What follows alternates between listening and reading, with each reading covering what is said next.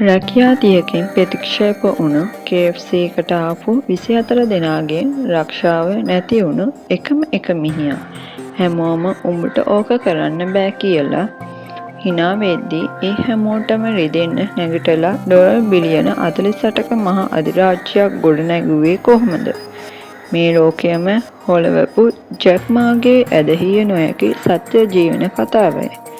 1964 සැප්තැම්බර් 10 වෙනිදා චීනයේ හැන්ෂු කියන ඉතාමත් දුප්පත් ගමක තමයි මේ අසාමාන්‍ය මිනිහා උපත ලබන්නේ.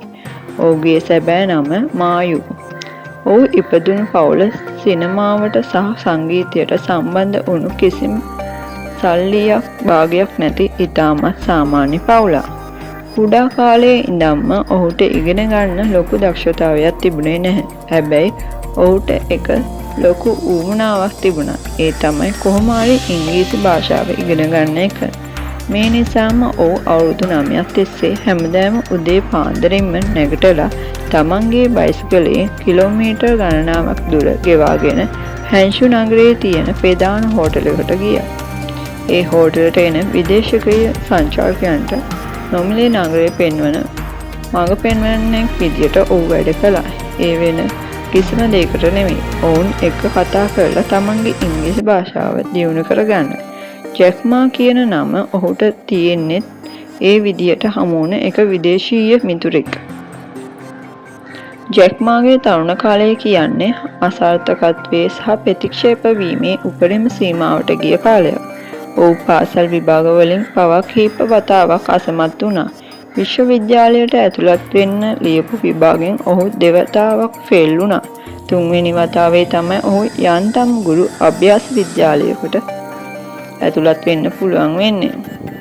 විශ්වවිද්‍යාලයෙන් අවුට් වුණාට පස්සේ ඔහු රක්ෂකවන් 30කට වඩා ඉල්ලුම් කළා. හැබැයි ඒ හැම එකකින්ම ඔහුට ප්‍රතික්ෂේප වුණා.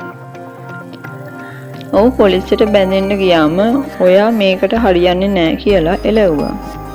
ඔහුගේ ජීවිතයේ ලොකුම කලකිරීම සිද්ධ වුණේ ඔවුන්ගේ ගමට KFC එකක් ආපු දවසේ.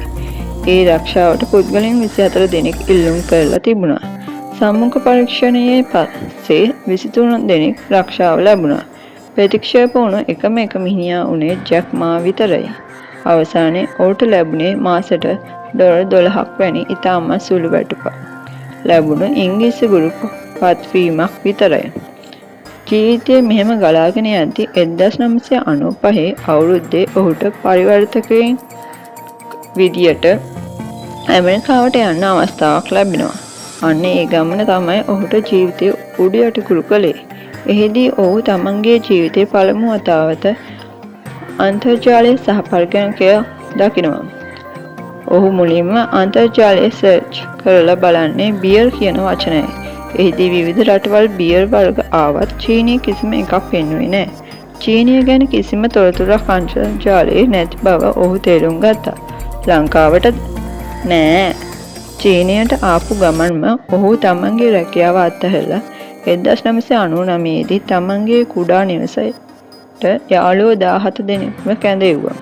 ඔහු කිව්වා අපි චීනයේ නිෂ්පාදනය ලෝකයටම විකුණන්න පුළුවන් අන්තර්ජාල වෙළඳපොළක් හදමු කියලා. අන්න ඒ විදිහට තමයි ඔවුන් එකතු වෙලා ඩොලර් 60,000ක මුදලකින් alibaba.com සමාගම ආරම්භ කරන්නේ. මුල් අවුරුදු 3ම ඔවුන් සතයක්වත් ලාභයක් ලැබුණේ නැහැ.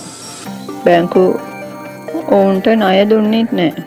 සිලිකන් වැලි එකේ ලොකු ආයෝජකයෝ ජැක් මාගේ අදහස පිස්සුවක් කියලා ප්‍රතික්ෂේප කළා. හැබැයි ජැක් මා තමන්ගේ කණ්ඩායමේ එකම එක දෙයක් කිව්වා.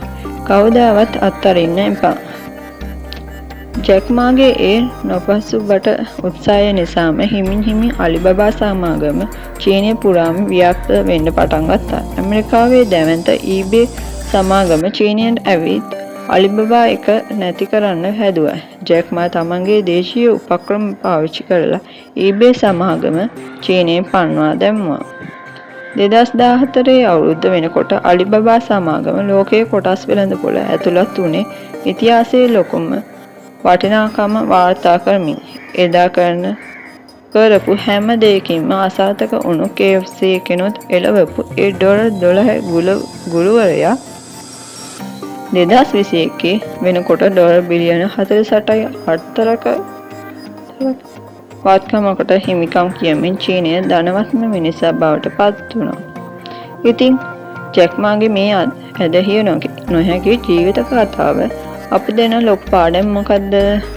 ඔයා අද ඉන්න තැන, ඔයාගේ පවුලේ දුප්පත්කම හෝ ඔහුගේ අතීත අසාර්ථකත්වයන් ඔයාගේ අනාගතය තීරණය කරන්නේ නැහැ. ලෝකයම මට බැහැ කියද්දිත් ඔයාට ඔයා ගැන විශ්වාසයක් තියෙනවා නම් දවසක ඔය ජැක්මා වගේම රිදෙන්නම නැගිටියි. ජය වේවා.